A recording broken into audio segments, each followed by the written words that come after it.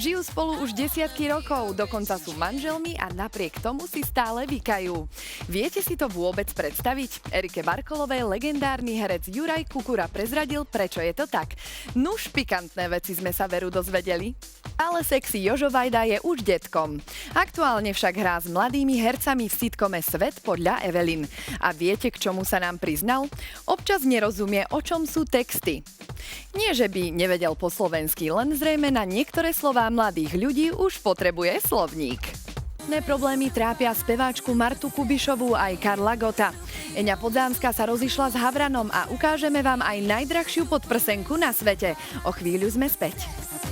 Populárna česká speváčka Marta Kubišová utrpela v nedeľu infarkt a hospitalizovali ju v pražskej nemocnici.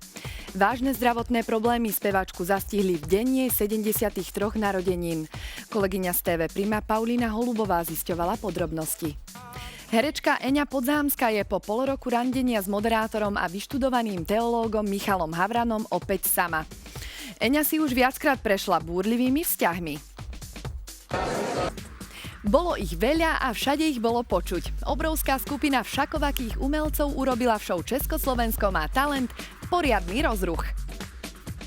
Keď ju prvý raz počula v rádiu, triasli sa jej kolená a srdce jej takmer vyskočilo z hrude.